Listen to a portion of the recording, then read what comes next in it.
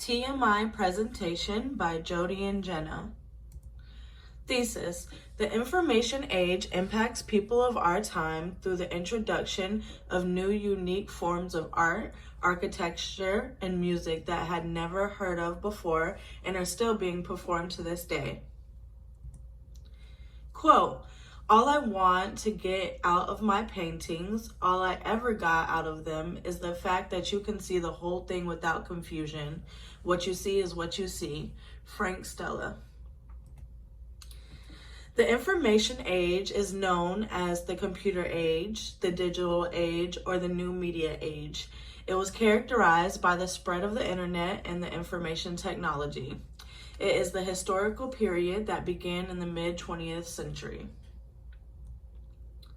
Pop art, the quintessential style of the information age. Pop art is based on modern popular culture and the mass media. The term pop art was coined in the 1950s by a group of British artists who began pasting advertisements clipped from American magazines into their artworks. The movement came to fruition in New York a decade later. Pop artists. There was many pop artists, but the major ones were Andy Warhol, 1931 to 1987. He was a pioneer American pop artist trained as a commercial artist. He worked depersonalizing the subject by enlarging it or reproducing it in mountainous postage stamps, rows resembling supermarket displays. He created the Mint Marilyn Monroe, 1962, and the green Coca-Cola bottles in 1962. Jasper Johns was born 1930, and he was an artist whose career has spanned more than half a century. He shared Warhol's interest in commonplace objects. He created the painted bronze in 1960, a set of bronze casts, hand-painted cans of ale. Claes Oldensburg, he was born in 1929. He created the monumental soft Vinland sculptures. He created the clothespin in Central Square, Philadelphia in 1976. Jeff Koons, born 1955, cheerfully kids creations of the American artist and Peugeot. He created the Balloon Dog, 1994 to 2000. It's a monumental equestrian version of a children's toy. And if you want to pause the video for a moment to check out some of the artwork, this is a couple of images that we were able to scoop up. All right, next, assemblage. That is an art that's combined 2- and 3-dimensional elements. The American artist Robert Rauschenberg, 1925 to 2008, monumentalized the art of assemblage. He assembled old street tires, street signs, broken furniture, and other debris. He was also an extraordinary printmaker. He created the Buffalo 2 in 1964. A couple of another assemblage artists, John Chamberlain, 1927 to 2011, created seductive sculptures out of junked automobiles. He created Debonair Apache, 1991. Louise Nevelson, 1900 to 1988, collected wooden boxes filled with them, discarded fragments of found and machine-made objects, and painted them uniform black, white, and gold. She created the Royal Tide in 1960. Here's another couple of images just to show you a little bit of what that artwork looked like as well. So if you want to stop the video for a moment to check it out, please do so. All right, geometric abstract.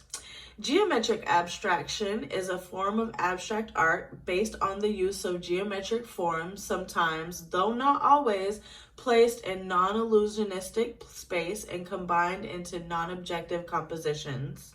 So it's a non-objective style. These artists have pursued the machine-like purity of elemental forms, occasionally enlarging such forms to colossal sizes. The American artist Frank Stella, which that was the quote, that was a person who did the quote in the beginning, was born in 1936. painted huge canvases consisting of brightly colored, hard-edged geometric patterns that look as though they are made with a giant protractor. He created the Taki Solomon one from the Proctor series, 1967. And here's just an example of that type of art. All right, opt art. A form of abstract art that gives the illusion of movement by the precise use of pattern and color, or in which conflicting patterns emerge and overlap. Victor Varsley, 1908 to 1997, and Bridget Riley, born 1931, both of these artists explore the operation of conflicting visual cues and the elemental effects of colors and shapes on faculties of the human retina. Bridget Riley created Current in 1964. And here's just an example. We see these type of things online all the time, or at least I do on Facebook, so it's just cool to see where it originated. So here's an idea if you want to stop for a moment. All right, minimalism. Minimalism, as the name suggests, means using limited material to create a desired effect. Minimalist sculptors developed a refined industrial aesthetic that featured elemental forms made of the high-tech materials. Donald Judd, 1928 to 1994, created the Untitled, 1967. It resembles a stack of shelves, yet they neither contain nor support anything. Japanese-American sculptor Isamu Nochi, 1904 to 1988, created the Cube, which was made in 1968, which poised on one corner of its steel and aluminum frame. And if you want to pause again for a moment, if you want to check these out, just a couple of ideas. There's a stack of shelves in the Cube.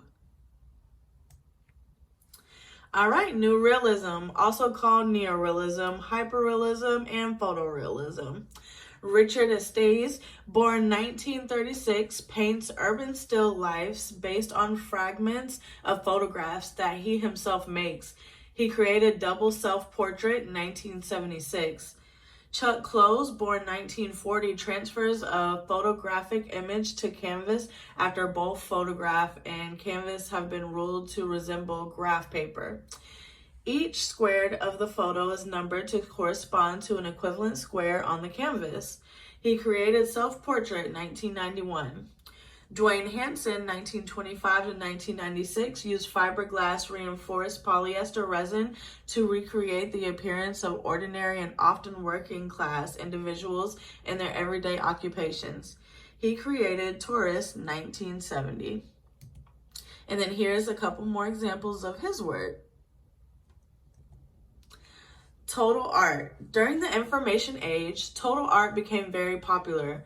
Artists such as Yves Klein, Alan Capro, Barbara Kruger, Jenna Holzer, and many more created many unique pieces that had never been created or thought of before.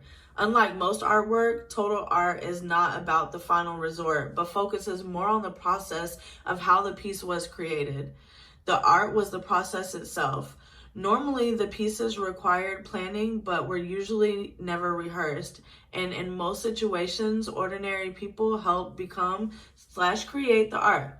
For example, Alan Capro named the collection of his work The Happenings, which were essentially the performances of creating the artwork that occurred anywhere, anytime. And then here's just a couple examples if you want to stop for a moment and check it out. The beginnings of video art. Video art first began in the 1960s, starting by Korean artist and musician Nam June Paik. He was inspired by the works of John Cage and went on to introduce experiments involving sound, imagery. He was then able to create a device known today as the earliest form of video synthesizer. That use was to alter the color and shape of the video image.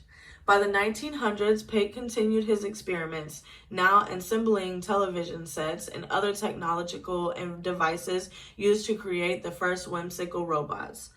From there, he created many extraordinary works, such as Megatron, which consisted of a series of 215 monitors, creating animations of live video images drawn from east and west. And then here, if you want to stop for a moment, is an example. Achievements in architecture. Since the start of the new millennium, a building room occurred and was first introduced by Robert Venturi when he published his postmodernism architecture book in 1966. He rebuked the quote of less is more by stating less is bore, which promoted creating buildings that were beautifully complex rather than simple. A man known for being the architectural giant of his time was Frank Gehry. He worked in California creating pieces such as the Walt Disney Hall in Los Angeles, built using light reflecting stainless steel plates that shaped the whole building, and inside seated 2,265 people, a masterpiece that is still admired today. And here is just some of Gehry's famous work. Music in the information age. Similar to architecture and the visual arts in the information age, around the 1960s, musicians began to introduce bold new music and genres into the world that had never been heard of before. Electronic music, its history began when John Cage, along with other artists, first employed magnetic tape to record and manipulate sound. Microtonality and minimal music, composed by Gori Ligeti after being inspired by avant-garde electronic composers. He created instrumentals using intervals smaller than the semitones, almost completely losing the melodies and harmonies. Postmodern opera. In this age, opera began to transform classic forms of literature and art as subject matter for a song, which touched people on a deeper level than ever before. Rock music. This style of music was essentially created and inspired by various genres of music and became one of the most loved and popular genres of its age, with artists such as Elvis Presley, Little Richard, and Bill Haley leading the way. If you want to take a moment, check these images out. And we're excited. Thank you.